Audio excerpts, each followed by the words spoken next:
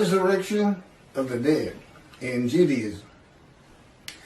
The Rambam, I think this is how you say it, Maimonides, compiled what he refers to as the Shlohah Asar Ikkarim, the 13 fundamental principles of the Jewish faith, as derived from the Torah. Rambam refers to these 13 principles of faith as the fundamental truths of our religion and its very foundations. Number 13 of the 13 fundamental principles is the belief in the resurrection of the dead, which is a real, even from the Christian standpoint, Jesus rose from the dead, and Jesus, his good friend Lazarus, he'd been dead 4 days. He raised him from the dead, which led to the shortest verse in the New Testament, in the Gospels. Jesus wept. That's all. One verse. Jesus wept. And he did after raising Lazarus because people still didn't believe who he was. I thought that was an interesting tidbit. Ezekiel 1 and 10 are together a vision. Again, I'm reading from the book God dictated to me, Isaiah 53 and the day of the Lord. And as you can see, this doesn't really have much to do, if anything, with Isaiah 53 and the day of the Lord. There's a lot of other information in there that he taught me and had me write. Keith, go to your computer. Keith, do this. Write this down or type this. He'd always say, right. Ezekiel 1 and 10 are together a vision of the resurrection of the spirits of the dead to heaven. The creatures later identified as cherubs, which is a type of angel that are on the ark, with the spirit are going to and fro, east, west, north, and south, adding eyes to themselves and to the wheels, and taking them to the platform of heaven at the entrance of the eastern gate of the house of the Lord, with the presence of the God of Israel above them. All of Israel, whose name will endure in the heaven God is creating, that are righteous and in right standing with God, are the eyes of the eyes on the cherubs and in the wheels. The eyes represent the eyes of the spirits of the dead, a spiritual heaven. Now, back in antiquity and even into the Middle Ages, that wasn't a great thought, so to speak, because everybody feared the God. I mean, they felt like everything that bad that happened to anybody was because God was angry. Just angry. And they had no knowledge of science or medicine. And yet they missed their loved ones so much. And so they'd go out to the cemetery or they'd go out to the grave plot and just look at it, and they would wish that loved one would just rise up out of the dirt and be them again, not in the spirit. I mean, that's just what it was. I mean, it was an age of ignorance of the highest order. People couldn't read. There were no schools to speak of. They were like, everybody acted on emotion. And, and your basic personality from your soul, like a mean old soul, this and that. And not a lot of reasoning capabilities. You gain a lot of ability to reason by going to school, even though you're learning stuff you'll never use. It helps your reasoning capabilities. And, that's when everything changes. You have to read the Bible for two different eras. There's antiquity in the Middle Ages, and then we had the age of reasoning, the age of medicine. This is all called the Common Era. Science. literature, everything. All these different changes, which leads to, of course, the age of information and now the internet. And it's written into there, and I'm about to show you one of them right here. So I don't know how this was interpreted by Rambam, but he's talking about the resurrection of the dead based on Ezekiel 37. Rise, old bones, rise. Okay? But this got missed. And that's why there might be fundamental principles, but as you're going to see as I go on, and God again dictated this to me, some things that are part of your religion that come from antiquity and the Middle Ages have to be reassessed. Judaism is supposed to be a very rational, logical, intellectual religion. But boy, a few things got dropped along the way, and my pointing them out is a proof of who I am. I am God's righteous servant. And I handle everything that his other three righteous servants, Moses, righteous and a servant. David, righteous and a servant. Elijah, righteous and a servant. And yet we only have a description of one man for this day. The righteous servant of God. So effectively, I am the righteous servant of God. His servant David, a shepherd. Again, Rambam. 2 chapters on King Moshe. And he's just making it up. Just making it up as he goes, just like he did the Messianic era. Can't back any of it up. A shepherd. Elijah and the prophet like Moses. And this is the prophet like Moses. Moses did 2 things. He led the Exodus and he wrote the Torah. God dictated it to him. Okay, well, the Jews aren't in bondage. I don't need to do that as a prophet like Moses. So what's left? Write this down. That's the prophet like Moses. And I have all the knowledge that Elijah would have. Elijah. What's so special? The only man in the Hebrew Bible to be specifically taken to heaven. And then he returns in the day of the Lord. Clearly it's not going to be that Elijah. There's nothing about heaven that I need to know to answer questions that I don't know. I've been taught it, and I envision lots of visions early in my 13 years, first 7 years. Not so much lately, except for pictures that they put into my mind when we're talking. God likes you to see what he's talking about. So I'm you don't have to go into a trance or anything for those. I just send pictures into my mind. It's a wonderful thing. Excuse me. But anyway, okay, that's some backdrop. Let's carry on here.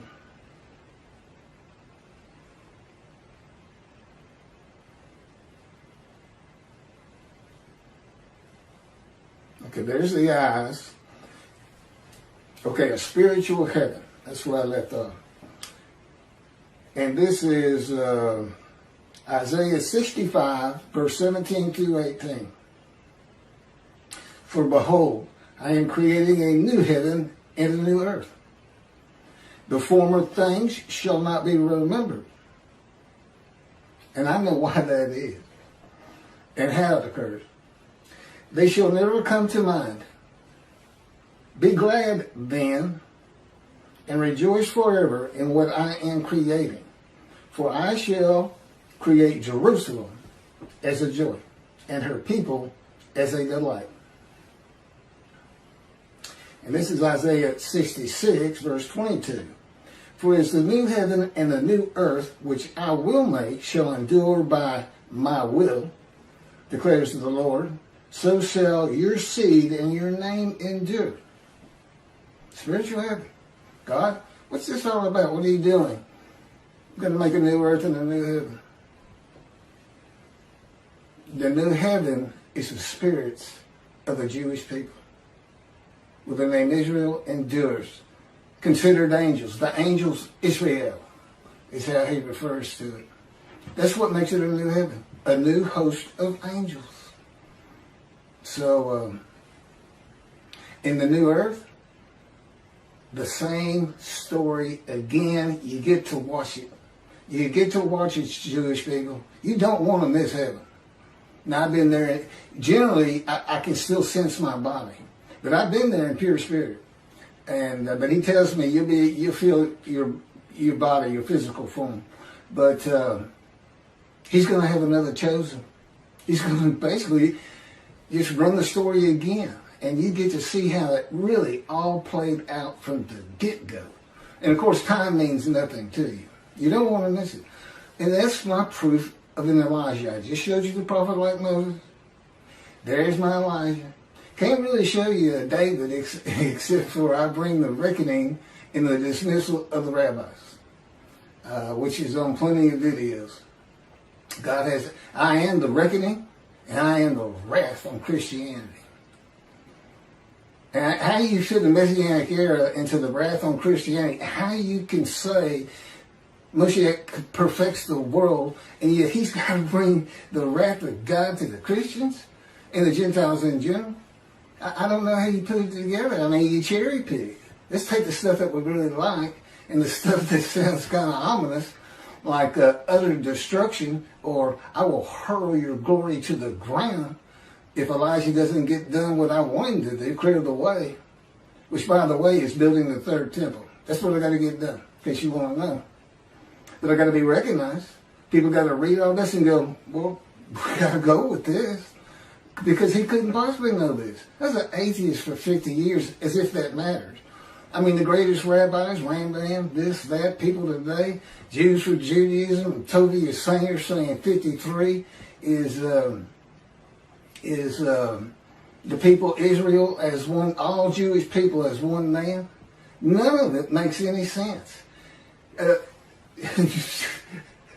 Tovia bases it on the Holocaust, that there was a guilt offering. Let's go to Leviticus. He went Christian. He's going to use the animal, sacrificial, and worship laws for a human being. And that's adding to Leviticus. You're not supposed to add to or take from anything God had written.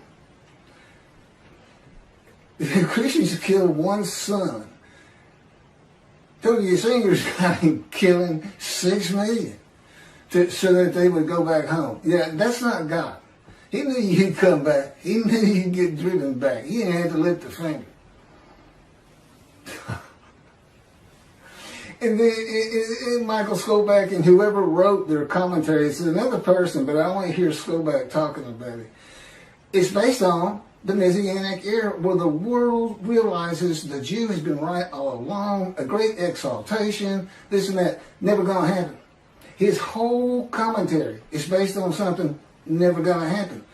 You know, where's the day of the Lord? Where's utter destruction? Where's vengeance?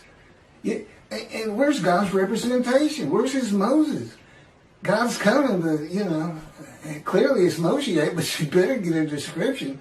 I mean, you got a description. I still can't get anybody to talk to me. Does shun, despise, and held no account ring a bell? Because God knew it was going to be like this in the beginning. Ezekiel 37 gives a vivid account of raising the dead to life into new bodies of flesh and bone. This was a common belief in the ancient age and Middle Ages. In this age of information with knowledge of science and the human body, few people believe that a human body can or will be resurrected anew by God. You cannot take, we know, but you cannot take the ashes of bones and make a new human body. You're just making stuff up. When did God do that? You ask, can God do that? You know what the answer is? No, he can't. He said, now I can create a human being where there could be a resurrection of the dead. He said, but I don't want anything to do with that. But the world as created is not set up for that type of an event. Believe it or not, God doesn't have a magic wand. But he's got the unseen and elements in it we don't understand, and a power, which, and of course I'm so familiar with it, it actually surrounds me. It's Ezekiel. They call it in Ezekiel the cords of his power. To me, it just completely surrounds every inch of my body and my head. It just surrounds me. I mean, he can move my hands wherever he wants and turn me around, twist me like a top if he wants, slam me to the ground, I've mentioned. Yeah, if you hadn't guessed it, I'm experiencing. I'm not like any other human being on this planet, but I'm still Keith. I'm still Keith. I'm a friendly person, quick to anger, but very friendly. And I've been through every stage, walk of life, man, from poverty, which he took me to, has taken me to. I haven't nothing, but which is kind of a religious thing, I think. Even Jesus hated material things, told the rich man he can't get to heaven and things like that. That's just part of it. And it does, another thing that this fire refinement, all these punishment words, maltreatment, makes you humble. More so to him. Moses starts out this firebrand that killed a man that made him angry. And at the end of his life, it is said Moses was the most humble man on earth. Now, I don't know how you measure something like that, but I can tell you I'm more humble to God than anyone on earth because I literally fear him. Because I know the kind of pain he can put me through. And most people don't really have that knowledge. I fear God. But when he'll slam your face down into the cement or to the floor in your room. And so many other things. I know people really don't want to hear all that, but it's important to understand 53. Let me carry on with this resurrection of the dead. Today, few people believe that. It's a primitive and medieval concept that was good for a time through the Middle Ages. That is why God provided visions of heaven, conforming to the beliefs and world of the Jewish people in the Middle Ages and before, and a spiritual heaven for a more enlightened time of reasoning and knowledge. Do you understand what I just said? The Bible has to be read with an understanding of antiquity in the Middle Ages and those people and who they were. And it's also written for people of this day, modern age, knowledge, information, science, medicine, reasoning. You can't just say, our sages say. Well, do you agree with it? That's the next question. You're not going to agree with the 13th principle when I get done. The burden on Israel and the practicalities of such an event of millions of people suddenly appearing in the land from the time of Abraham to today is unimaginable. You got 6 million from the Holocaust alone. Many would be illiterate and savage, and few would be trained to work in this society. This would include the Israelites for 400 years as slaves in Egypt. What are you going to do with those people? Run. God says run. This is what you're going to do. It'll scare you to death. All would have to be housed and fed and educated. Illiterate and savage. It'd be a prophecy that destroys the government of the state of Israel. I don't even know if you could fit them all in. From the Israelites in Egypt to the Holocaust, since the Holocaust. I know it's millions. I just wonder if you could start hitting 1 billion. I don't know. It's a ridiculous concept. And when I sit there and I watch and I listen and I hear rabbis do this, I understand why God dismissed them. Basically, you're going to have to get all this straight. If you want to remove yourself from dismissal, rabbis, and enter the scroll of remembrance of Malachi 3, which is what takes you to heaven, if you want to remove that, you better go read these books. It's just 2 of them. One of them is my life, the life of God's righteous servant by Isaiah 53, and that's to show how I fit the verses. That's what it's all about. And then that's the first 7 chapters. There's 14 or 15, and then God speaks to me. And from that point, it's all about him and me. It's pretty interesting. It's a pretty interesting time. And it continues, and And I guess at the end of my life or at some point, we're going to do it again for the finale until he decides that it's time for me to die, that's how I'm going to die. He's just going to make the decision like he did with Elijah.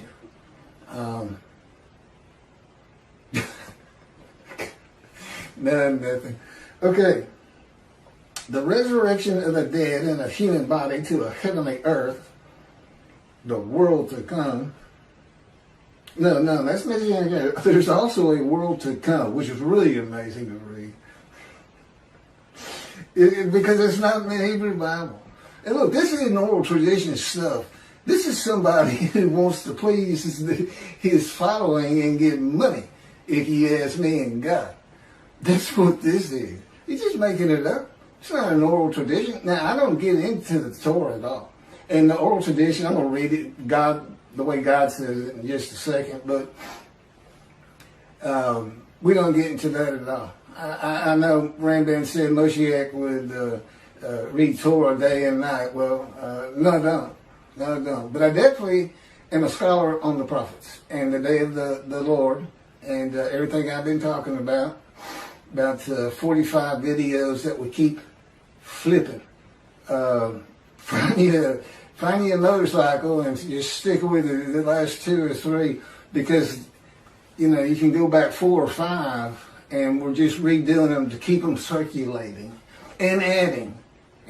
Like this is brand new. I may have touched on this before, but we're adding, throwing a couple new ones in here and there, and eventually I may end up being a vlogger, I think they call it. Yeah, this is what I'm doing today. I'm going to go ride on a motorcycle. God promised me. He's had me in poverty for 13 years, and but he told me one day we'll get a motorcycle again because I've had one before, a Harley, but anyway. The resurrection of the dead, okay, that's not the world to come. I got to change that. And you say, wait a minute, God dictated that. Why you got to change it? That's to tell you I still had to live the human experience. To truly still feel like I'm Keith, I got to do something dumb like that sometimes. I still got to forget things. Yeah, I got to live the human experience. And of course, my response is, why? Don't want to live the human experience. God says, I decide all things, thank you. So anyway, we have a good relationship. He's got a great humor and a personality far different than you get from the Hebrew Bible. Because it was meant for, first and foremost, antiquity. You're supposed to be angry. You're supposed to be, that's it, putting a plate on all y'all because David failed a test of mine and he took a census. That kind of thing. But he's really a joy to be around. He doesn't like to talk that much, but the angel of his presence, the Holy Spirit, he does. And sometimes he'll talk, and it sounds like it's a God. But then I can tell it's not. Totally different voices. Totally different. He's got a voice of a 5-year-old. I sometimes tell him, it sounds more like a cartoon than me. But, and God just sounds like a very mature man. He doesn't really talk to me that much, except when he's tormenting me and torturing me. Oh, that's what I asked him. I said, I see all these words, wounded, chastised, bruised, crushed, not treated. I said, where's torture and torment? He said, that didn't really fit. That's what it is, by the way. Okay, the resurrection of the dead, the human body, to a heavenly earth is also said to be a sign that Moshiach has arrived, or that it will happen in his lifetime. This is a teaching from the ancient age and Middle Ages that continues today. Moshiach's here and it's not happening. Okay? It's not going to happen. Judaism's reliance on everything that the sages say in an era gone by in the oral tradition, it is important for the laws of the Torah. But the Talmud's stories, opinions, and commentaries outside of that have to be viewed in light of this age of reasoning and knowledge. The day of the Lord and the arrival of God's servant David, see, he calls him David, a shepherd, according to the prophets, must be interpreted with the evolution of humanity from the ancient age to the age of information in mind, the eras in between, and in the eras to come. I'm not sure what that one means. By the way, he doesn't always explain everything to me. I'm not on the executive committee. I don't make decisions. I don't decide when I go to sleep. I don't decide what I eat. I don't decide what I get to watch on TV. I don't get to decide when we do this. It's 3:30 in the morning, and he just said, just out of nowhere, you know what? Let's do another YouTube video. I've been having computer problems, and suddenly, the problems with my computer that I've been suffering through for 2 to 3 days, brand new computer I got with my stimulus check. God says, go to Microsoft support. He still won't just tell me, but I found the answer. And basically it was hold the power button down for 20 seconds. He had let me suffer angst, unhappiness, sadness. What am I going to do? Do I throw this away? I know I got a warranty, but I don't even know where these people are. I got it over the internet. See, he'll let me do that. He says, and the reason is, the day is coming. The day is coming. But you're not going to feel those things anymore. You know, once I get recognized, once I'm the God's righteous servant, Moshiach, David, Elijah, prophet like Moses, being recognized, and we're bringing the vengeance and hopefully helping the rabbis remove the dismissal so that they can enjoy that fine heaven. Because there's 2 covenants here, and one of them's the covenant from Jeremiah 31 where God says, I forgive your sins, remember them no more. You become a holy seed to build the 3rd temple, just as he did for the Assyrian Babylon exiles. He forgave them. He said, it's not because you deserve it, it's for my name. But what did they do? They built the 2nd temple. That's what it's not really said specifically, but that's what happened. And forgiven again in the day of the Lord. And that's, in Jeremiah 31, see a time is coming, see a time is coming, see a time is coming. That was the time is the day of the Lord, and it's here. I got too much other information on that, but okay. Well, thank you for listening to all that, and for the rabbis, I think you should consider this fundamental principle that you got from Rambam. I mean, I don't see a fundamental principle of your faith. And see, I was an atheist for 50 years. I'm not a religious person. I understand the concept. Well, this is what we believe, because that's what you get from the Christians. You can go to them and say, look at this and that and this and that. None of that makes sense. None of that makes sense. And this is what you get. Praise Jesus. Praise Jesus. Logic doesn't matter. Well, for the Jews in Judaism and for the God of Israel, it's going to start mattering if the rabbis won't see heaven. Thanks a bunch.